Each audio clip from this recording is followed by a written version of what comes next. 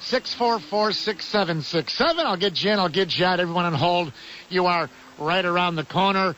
And Jesse Rogers will be checking in at 1 o'clock. He's the score baseball beat reporter. He's on the road with the White Sox and the Cubs. Let's go to Cicero. Joe is next. Hey, Joe. Hey, Murph, my beef's with the NBA Slam Dunk Contest. Your beef is with the Slam Dunkin', huh? Yeah, it used to be a skills competition. You had Jordan, Wilkins, Irving. They're too old now. Yeah, but it used to be skill. Now it's too theatrical. You got Howard with his phone booth, and it's got obviously fixed because Nate Robinson brought in a kryptonite ball. And they come out wearing like Superman cape and everything. Yeah, I lost good money on that. I didn't know it was going to be fixed, so I wouldn't have bet on it. Well, Joe, number one, he who gambles lives in shambles. You know exactly. that. Thank you very much, buddy. You know, there's a phrase called jump the shark. You know that, Jay Zawaz, you've heard that, right? Yeah. Happy days, right? Yeah, it was like when the series was so dead and gone, but they're still, in first run. And Richie Cunningham wasn't, Ronnie Howard wasn't even on it anymore, if I'm not mistaken. I could be wrong. But the last season, they had nothing better than the Fonz, right? Like off of California Beach, and he's water skiing, and he goes up on the ski jump, water ski jump or whatever, over a shark. And that has now become a famous phrase, meaning that it's over. There's nothing left. Would it be fair to say the NBA jumped the shark? Jumping the shark, exactly. Let's go to Claude from Chicago Ridge. Hello, Claude. Hey, how you doing, Murph? Good. No shark jumping here. What's your beef? Well, my beef is with heroes or idols, whatever you want to call them. Yeah. That they're good enough without the juice. They're giving bad examples to kids that it's okay to cheat and do illegal stuff. I mean, myself, I wish I could have played baseball, and if I'd known that this stuff was out there, I wouldn't have touched it because I want to do it on my own. Right. I don't want any outside help. And, guys like, we'll use A-Rod because he's the most most recent one. Right. I mean, he doesn't realize, he's giving a very bad example to kids, let alone, hurting himself, too. I mean, let's go back to Lyle Alzado. Look what happened to him. Gone. You know what I'm saying? I know exactly what you're saying.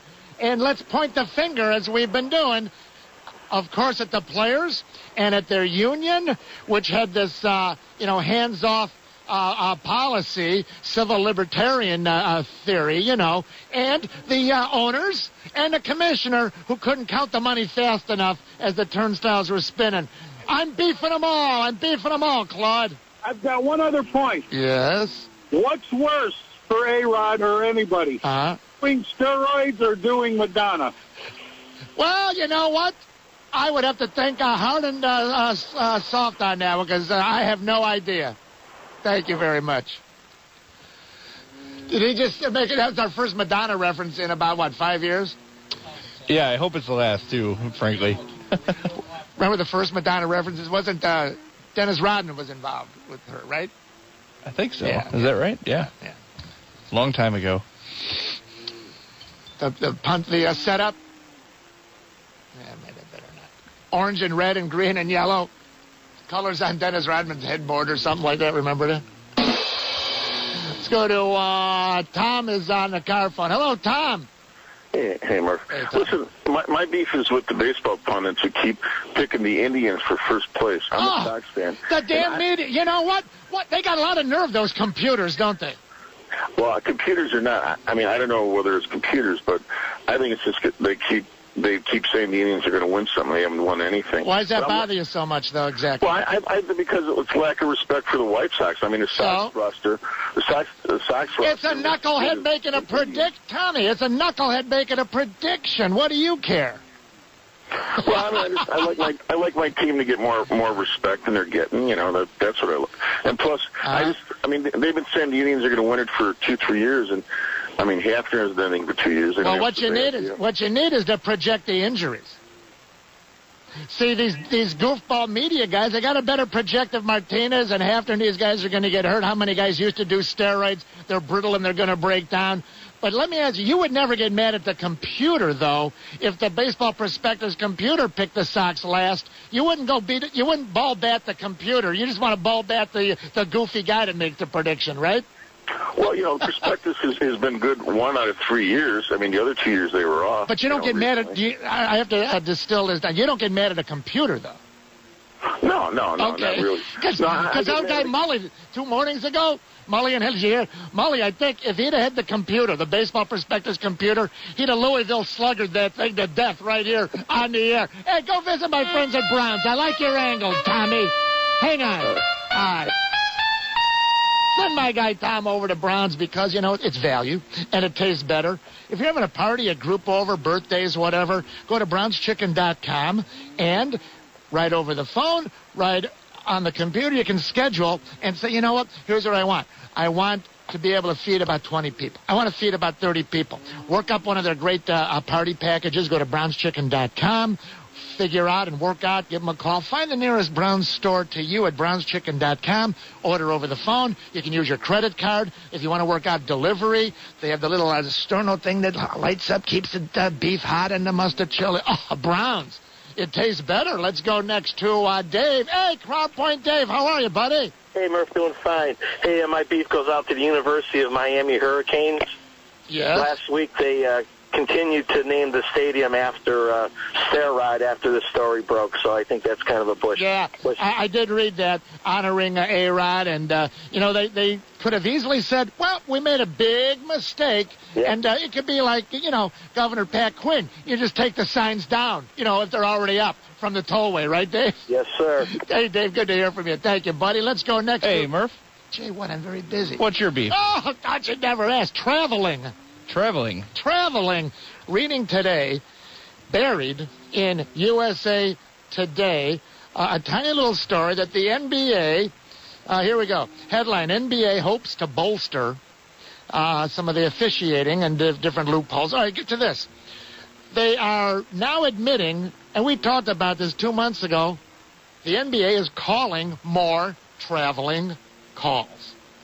Walking with the ball, carrying the ball, palming the ball, taking the extra shuffle steps. These guys take about 4.5 steps now. They got this new trick where they take their 1.5 steps and then they do the jump step.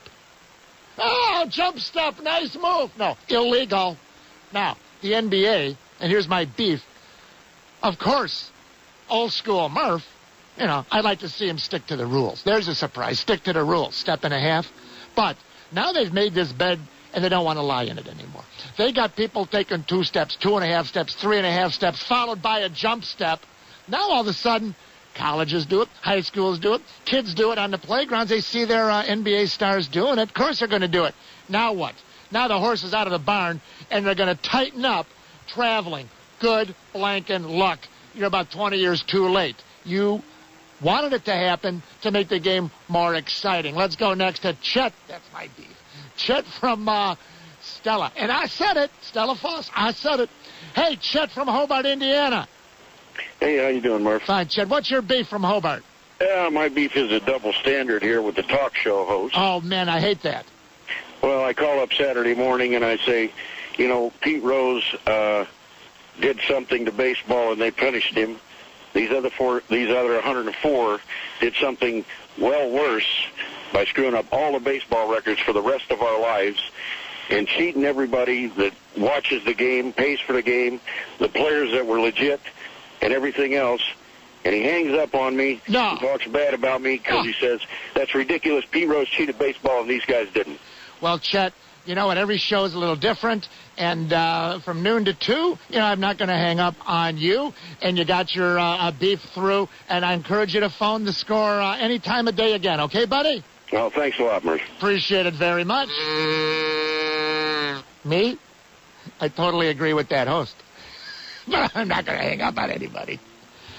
I'm just happy people phone in, Jay. I'm going to hang up on, so I was glad they called. Let's see. In fact, didn't we do our text question last week? Who hurt baseball more? Pete Rose with his gambling or A-Rod with the steroids? Which is more damaging to baseball? Was that the one that came out about 49-51 and then went 51-49? It was dead even. It was 50-50. And I thought it was going to be a landslide for A-Rod, but right, it was 50-50. We never did get maybe tomorrow. I'll be at the Nissan display tomorrow at the Great Chicago Auto Show with Brian Peruk. Maybe we'll take a few phone calls on that one, because anytime I get 50-50 on a text question, you know you got something right there. Let's bring in Peoria Tim. Hello, Tim. Hey, Murph, how you doing? Fine. How could you have a beef from beautiful Peoria? Well, I'll tell you what. If you were down here today, you'd know. Okay. So we'll just leave it at that. I'll take your word for that. Yeah. Then don't go to Pekin. You'll really be in a bad mood. Well, there's nothing in Pekin that interests me at all. All right, well, then stay at Peoria. Okay. What's your beef, buddy? Well, my beef is it's kind of hard to say. It's with the media, it's with the public, it's with the athletes. Mm-hmm. It's a vicious circle. We complain about what these guys are doing, but they wouldn't be able to do it if we didn't want to be entertained that bad. They wouldn't be able to make that much money if we didn't buy their cars, their beer, their T-shirts and things like that. So it's hard to put a finger on every. You see all this cheating and all this dishonesty or whatever you want to call it going on, but I have to say we're kind of a party to that is what I came up with. You know, Tim, I think it was Rick Morrissey in the Tribune, but if I have the wrong columnist, I apologize. Someone recently said the fans are as much to blame as anybody for the steroid era. Well, yeah. Well, but how do what was the fan? See, the fans are not the police. The fans don't go down in the locker room and root through, the private stuff. Nor does anybody. The union, I agree with you. Union and the owners and the commissioner, they're the policemen. Those are the ones that you must rely on. The players that self-regulate, and the commissioner and the owners. Doesn't it seem to you, though, that, and I'm just as guilty as everybody else because I sit around and complain about it. I'll watch the Cubs, I'll watch the Sox, I'll watch the Bears. But, then afterwards I'm griping about it. So it just seems to me Well, let me ask you this. When Sosa was hitting the home runs, I frankly never got excited. I'm a big Cub fan. I'm a baseball fan. I never got excited over McGuire. I never got excited over Bonds because I guess I can say I knew, but someone will go, well, Murph, how did you know? That's like the 5 years ago. You can't say it. Remember 5 years ago? You can't say it till they're proven guilty. And then I remember 5 years ago, I was one of the first to say, to me, they're all guilty till proven innocent. It's not a court of law. I can say whatever I want. But you know what? I bet you didn't get excited when Sosa hit the homers because you knew he was juiced, didn't you? Well, it seemed to me like he was. Yeah, it's like I said, I've never seen an atomic bomb blow up, but I know what it's like when one does. Well, were you excited? Then were you excited with McGuire and Sosa and Bonds yourself? No, not in the least. Well, then you self-policed yourself. You regulated your own emotions. Well, maybe I'm an oddball. Oh, no way. The Peoria Chiefs will be opening soon. Thank you, Tim. Thanks, Murph. Have a good day. Huh? All right, buddy. Browns, it tastes better. Value, pickup or delivery. Lunchtime right now, Beefs and Browns. Oh, my God. Look at that. 12 minutes to 1. You're hungry. Stop on by. Me, I like the Maxwell Street Polish from BrownsChicken.com. Thanks for participating in What's Your Beef. Join Murph for another edition of What's Your Beef. What's Your Beef has been brought to you by Brown's Chicken Sandwiches and Catering and BrownsChicken.com. All winners of the Mike Murphy Show are only eligible to win prizes once in a 60-day period. Oh, great fun. Quick break. Back in a flash. Got an interesting soundbite from Ozzie Guillen a couple days ago. Not real good with the mathematics, but you know what? Ozzy's not counting. He's managing. Jesse Rogers will talk about the Soriano lineup. Maybe it's Il Switcheroo from Uncle Lou. It's a score. Home stretch, hour number 1. Hour number 2, right around the corner. Jesse Rogers in a couple minutes talking from Sox and Cubs camp. Check this out. USA Today this morning. Their NBA guy, John Saraceno, talking about a change in the NBA rules, which usually they do at the end of the season. They're doing it right now. Why? Turns out on December 30th, Portland at home versus the Celtics. At the end of the first half, Portland inbounds the ball with 10 seconds remaining in the first half. They have 6 men on the floor. Nobody notices. They score at the buzzer to get the basket. Only at that time do the referees and the Celtics start yelling, hey, 6 on the floor. It was, by NBA rule, impossible to take the points away. The points stood. the Celtics will lose the game, a close game. The NBA Competition Committee approved a recommendation Friday to the Board of Governors that when passed, the rules passed, they're going to change this. It's going to be like the NFL. You're going to allow the non-offending team, that would have been the Celtics in this situation, to accept the result of the play, which would have been the basket, and shoot a tee at the other end, or decline the play's outcome and shoot the tee. So it's going to be like the NFL. We accept the penalty, take those points off the board. Very interesting. After all these years, they realized that the refs had no power to take the 2 points off the board with the 6 men on the floor because it wasn't observed until the ball went through the hoop. Very interesting. Sports Radio 670, it's Murph, back in a flash. Baseball talk with Jesse Rogers. Sox and Cubs fans gather around the radio. It's